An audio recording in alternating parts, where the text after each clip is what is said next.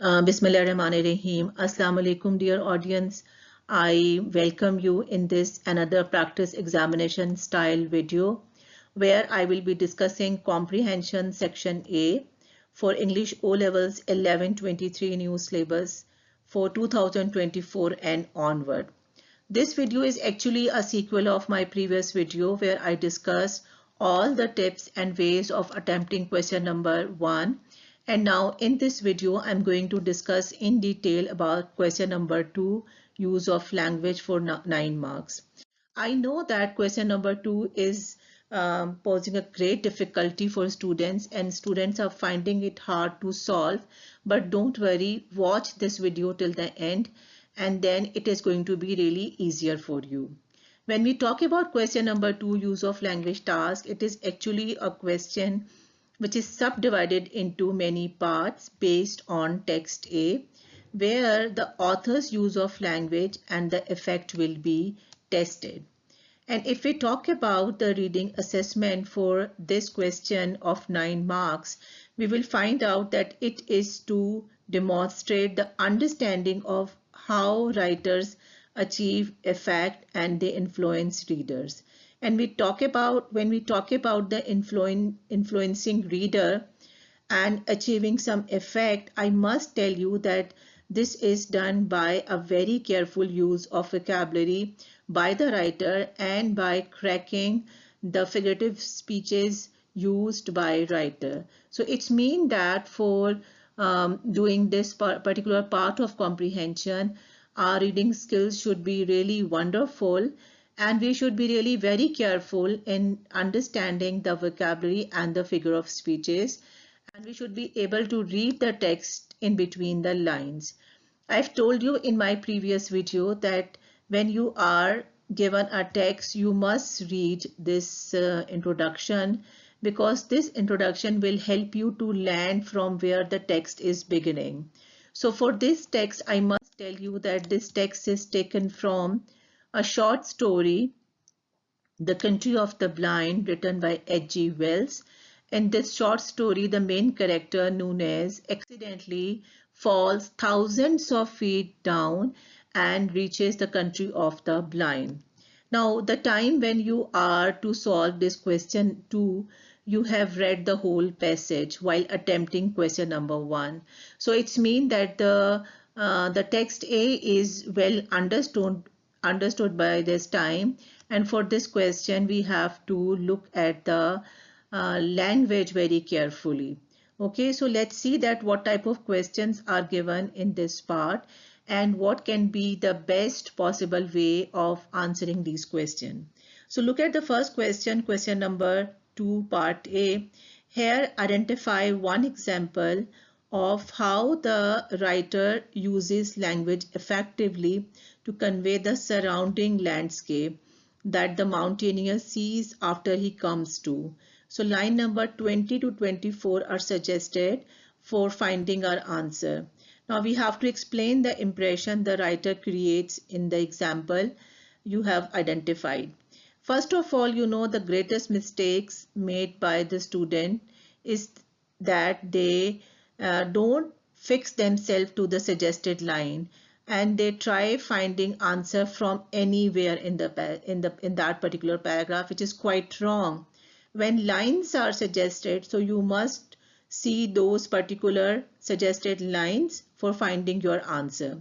So here I have given line number 20 to 24 and if you just read it carefully and try understanding the language, you will look at that what is the example which is talking about the surrounding landscape.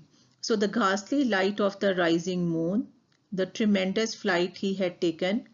For a while he lay unbelieving, gazing blankly at the vast pale cliff towering above, rising moment by moment out of the subsiding tide of darkness. So now we have to see that which is the line which may tell us about the surrounding landscape. So if we read it several times, we may reach to the point that a tall and huge cliff which was covered with snow rose above him. So there was a big cliff in front of him. Now the cliff was rising gradually and was visible at places in the weakening darkness.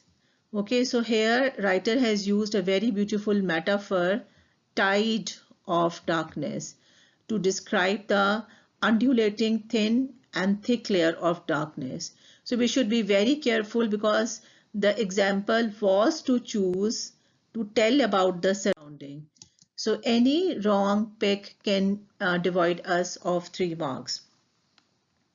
Now, what impression does the writer want to convey to the reader in the phrase, he was seized with an outburst of sobbing laughter in line number 24? So we have to talk about the impression. Now, I have told you even in my first video, and I always say that comprehension is actually a work of imagination. You have to imagine the situation, okay? You have to be there with the characters to understand comprehension fully. And without it, you cannot like understand it.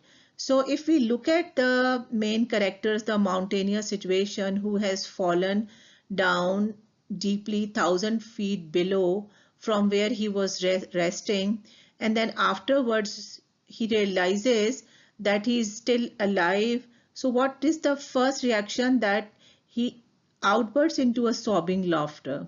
So let's see that what is the impression. Definitely from such big fall, from this condition, it is actually hard to believe his luck that he had fallen from the towering cliff above and he is alive. So that makes him laugh at the same time. His laughter had mixed feeling of joy and pain. Then sobbing laughter is actually a beautiful example of one figure of speech which is called oxymoron, because these are two opposite ideas put together, sobbing and laughter. So sobbing is actually, you know, that one condition of weeping, and laughter. So two opposite ideas are put together. You know, a very beautiful description of the situation in which the mountaineer is right now. Now we have to read the sentence from the text, and then we have to tell the meaning of the word. Over against him, another wall of rock reared itself against the sky, and the line number is given. So here we have to tell what effect the writer suggests about the wall of rock by using the word reared itself.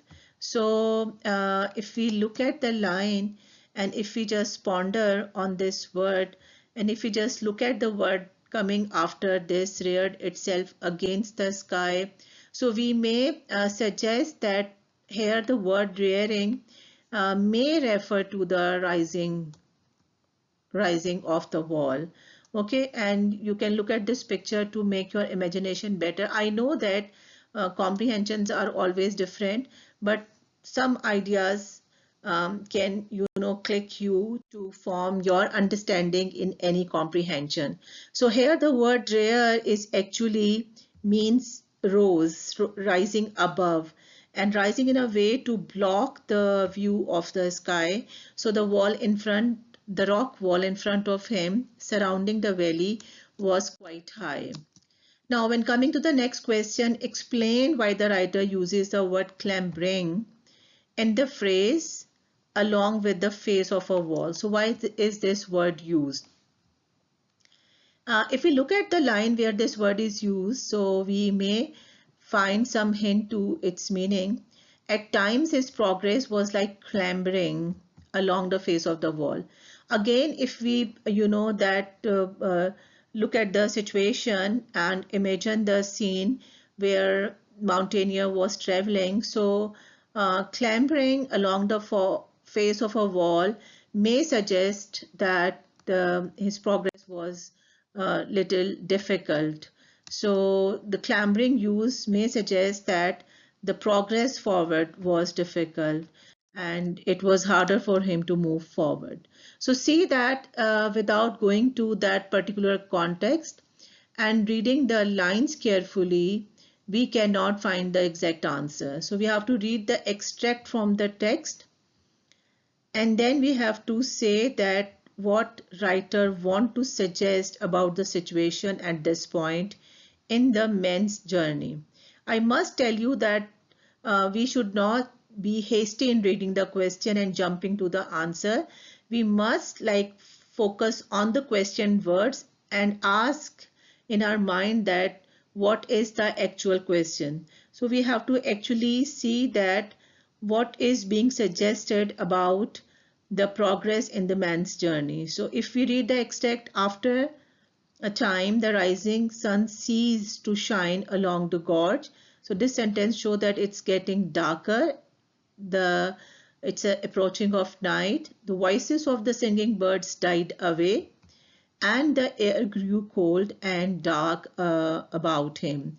So I mean, it's getting night, it's getting darker, it's getting colder.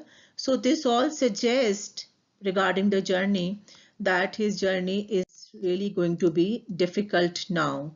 So he felt as if he was going in the wrong direction because it was harder for him to find the way, and definitely he had nowhere to go. Then cold, darkness and silence, they became unbearable for him, and sometimes his progress was really discouraging.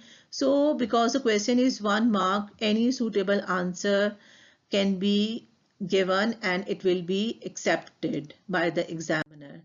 Okay, so I must tell you that there is a good liberty for the students if they pick some shade of answer, so they will be rewarded with the marks. So they should not discourage themselves by looking at the difficult question. Rather, they should read the question, read the suggested part twice, thrice, and then ponder on it carefully and then find the answer. So out of this big extract, you have to talk about the words used, lush and scanty. So I'm not going to read this big extract because the video is getting too longer. So if you may pause it and read it, and I must tell you that lush and scanty are two words and they are showing the opposite condition of grass within the wall and outside the wall. Okay, so you just have to describe these words. So your good knowledge of vocabulary really helps you in understanding the comprehension and informing the answer as well. Thank you very much for watching this video till the end, and definitely I will be bringing such more helpful videos for you. Stay blessed. Allah